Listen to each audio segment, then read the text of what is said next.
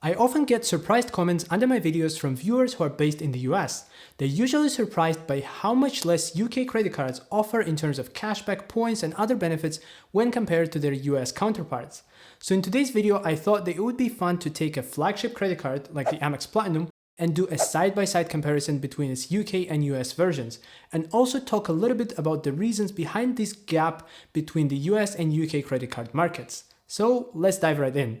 The Platinum card is actually the most expensive publicly available American Express credit card. In the UK, it costs £650 per year, while people in the US are gonna pay $695 US. But actually, if you look at these numbers after currency conversion, you can see that the US version of the Platinum card is quite a bit cheaper than its US counterpart. However, the main question is, what kind of benefits do you get in exchange for paying this kind of fees? First of all, the card is known for giving out the most generous welcome bonuses out of all the Amex credit cards. Well, I guess that is not surprising given the high annual fee. For example, at the time of recording, which is August 2024, in the US, they're offering 80,000 membership reward points as a welcome bonus if you spend $8,000 in the first 3 months with a card. This number can actually get quite a bit higher if you get a targeted welcome bonus offer, which is not something that we have in the UK, unfortunately. In the UK, though, the current welcome offer, at least in my opinion, is just as good, where you get 40,000 membership reward points plus £400 in credits for Amex travel if you spend £6,000 in your first 3 months with a card. And as usual, the bonus goes a little bit higher if you're referred to the card by an existing Amex customer. To be fair though, this is a limited time special offer that you have to apply for by August 27th, while in the US, getting 80,000 membership reward points for the Platinum card is a pretty standard deal. But overall, I want to say that just a few years ago, the gap between the value of welcome bonuses between the UK and the US was pretty huge, while now it has gotten a lot smaller thanks to all those special offers that run several times a year. Apart from the welcome bonus, the Platinum card also gives you 1 membership reward point on every dollar or pound that you spend on it. However, where things get more interesting is those few special spending categories. Specifically, in the US, anything that you spend on Amex travel to book flights or hotels, as well as anything that you spend directly on airline websites, is going to give you 5 membership reward points per every dollar that you spend. This is a pretty cool feature for someone who travels frequently because at a 5x multiplier, those points are going to add up pretty fast. In the UK though, for shopping on Amex Travel, you just get 2 points per every pound spent, and well, that's it. The UK Amex Platinum does not have any other special spending categories. So overall, and I've said this before in other videos, the UK version of Amex Platinum is pretty useless when it comes to collecting points. So personally, I just keep this card for its other benefits while using a different credit card to pay for my day-to-day purchases. Speaking of other benefits though, maybe that's where the UK version of the card gets ahead. Well, let's see. But before we move on, I just want to ask you to give this video a thumbs up if you are enjoying it. It's a very small action to take, but it makes a real difference for the channel. So, one of the most valuable benefits of the Platinum card is the airport lounge access, and that is one of the areas where, in my opinion, the UK card shines. To be clear, both cards give you unlimited access to a wide range of lounges including Priority Pass, Plaza Premium, Delta Sky Club, Centurion lounges, and others. But things get interesting when it comes to bringing additional guests with you. For example, with the UK card, you can take up to 2 complimentary guests into the Centurion Lounge, while the US card is going to charge you $50 per guest for the same. Secondly, Amex allows you to issue an additional Platinum card that you can give to, say, a family member, and that additional card is going to have the same lounge access privileges, meaning both of you get lounge access and both of you get guest allowance. So in the UK, you can issue the first additional Platinum card for absolutely free, while in the US, each additional card is going to set you back an extra $195 per year. Finally, the UK Amex Platinum is going to get you unlimited access to Eurostar lounges in London, Paris, Amsterdam, and Brussels, which is, I guess, a bit of a region-specific benefit, and the US card simply doesn't have that feature. So in terms of lounge benefits, the UK version of the Platinum card is currently a lot more generous. But also, to be honest, I think all those restrictions on guest access on the US card, they're not primarily coming from cost-saving perspective, rather they're a result of the overcrowding of airport lounges that we are seeing around the world, with the US being the worst affected by this problem. So I would not be at all surprised if in the future Amex introduces all of or some of these restrictions on the UK card as well, as the lounge overcrowding problem gets worse. Next on our list are the various travel and shopping credits. In the UK, with the Platinum card, you basically get 2 things. One is the £100 per year shopping credit at Harvey Nichols, where the first £50 of the credit have to be spent in the first half of the year and the other £50 in the second half of the year. On top of that, there is a £300 per year dining credit split between domestic and international restaurants. So in total, in the UK, you get £400 a year worth of credits. In the US though, the things are quite a bit different, and actually the US version of the Platinum card is often referred to as a coupon book, and you're gonna understand why in just a second. So basically the card comes with a total of almost $1,400 in credits every year.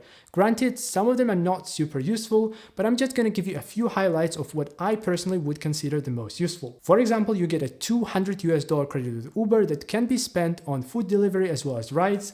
This is split into $15 installments every month, and in December you get $35 instead of $15. Secondly, there is a $200 credit that can be spent on airline incidentals, which are things like seat selection, food and beverages on board, and additional luggage and some other things. The catch with this one is that at the beginning of the year you have to select one airline, and then the rest of the year this credit can only be used on that specific airline. Finally, one last example is the $200 credit every year that can be spent on Amex Travel to book fine hotels and resorts and the hotel collection properties. So these three I would probably make the most use of if I lived in the US, but of course there are more on top of that which I'm not going to go over, like paying for your TSA pre-check membership, Equinox credits, paying for your streaming services subscriptions, and so on.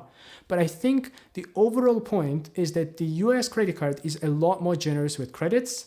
Granted, not everyone is going to use every single credit, but the idea is probably that you have a choice that is wide enough that a lot of people are going to find at least a few credits that are super valuable to them. Whereas in the UK, you just are choosing between two credits, and while I really appreciate the dining credit, I think it's pretty amazing that you get £300 in one go that is not split in tiny monthly installments. But at the same time, the Harvey Nichols credit I'm kind of stuck with, because I don't really shop at Harvey Nichols and I wouldn't be shopping there if it wasn't for the credit. So every time I try to find something there that is under £50 so that I can take advantage of my credit. Moving on to hotel benefits, which are mostly identical between the two countries. So both cards give you access to fine hotel and resorts and the hotel collection properties, as well as gold status with Hilton and Marriott. However, the UK credit card on top of that also gives you Radisson Rewards premium status, as well as Melia Rewards Gold status. Radisson, if I remember correctly, has left the US market last year, while Melia is a Spanish hotel chain with a footprint mainly in Europe, so these two could be again something of a region-specific benefit. I'm not gonna really go into the details of the hotel benefits like fine hotels and resorts and stuff, since these benefits are mostly identical between the two countries. However, if you do want to learn more about this, there is this video where I talk about how much exactly in real money these benefits has saved me in the course of a year. Finally, in terms of core benefits, I just want to mention travel insurance. Both cards come with travel inconvenience coverage, which pays for things like trip cancellations, trip delays, lost luggage, and so on. On top of that, there is car rental insurance, which is an amazing benefit if you do use rentals. And in the UK, for example, the Amex Platinum is one of or maybe the only credit card that comes with car rental insurance out of the box. However, the UK credit card also comes with medical coverage during your trip for up to £2 million, which the US credit card doesn't seem to have. I was actually quite surprised by this, so please let me know in the comments if I'm missing something here. So those were the core benefits of the Amex Platinum. There are a few more other smaller features which I'm going to skip, and instead we're going to talk a little bit about the potential reasons behind the differences between these two cards and the general gap between the UK and US credit card markets.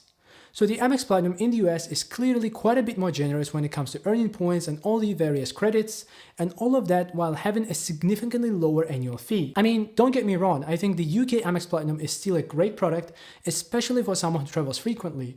It's your perfect lounge companion, it has a sizable dining credit that can be spent all in one go instead of being fed to you in tiny monthly increments. It has a comprehensive travel insurance, and so on. But even so, we cannot deny that there is a gap between these two credit cards and an even larger gap between the UK and US credit card markets. Why is that? Well, every time you pay for something using your credit card, a small percentage of your transaction goes to the card issuer as a commission.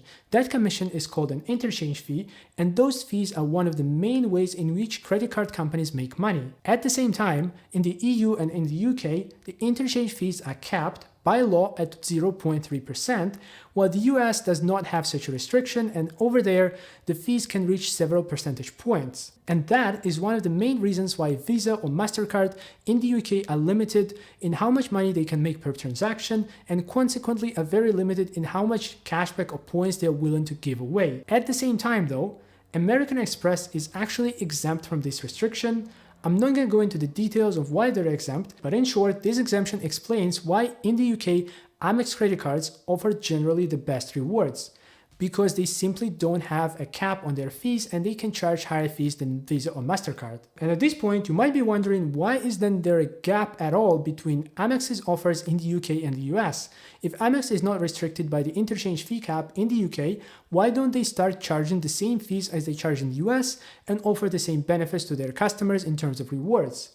Well, I don't know if there is anything stopping them from doing it in theory, but in practice though, why would they? They're already ahead of the competition within the country, and Amex UK doesn't really need to compete with credit cards in other countries because it's not like their UK customers are suddenly going to go and open US credit cards. And finally, even if Amex, let's say, decided to charge 5% fees on all their transactions and the businesses somehow accepted that, where do you think that money would come from? If a store owner has to pay a 5% commission on every credit card transaction, they're just simply going to price that into the cost of their products, and we and customers are going to pay for that. So personally, I think we have a decent balance between fees and rewards in the UK, and besides, the rewards game has been getting better over the past few years thanks to the appearance of more alternatives and more competition. And by the way, if you want to learn more about the best free credit cards available in the UK, check out this video here. And in the meantime, that is all I had for today. Consider subscribing to the channel for more credit card and personal finance videos. And thank you so much for watching today. I look forward to seeing you next time.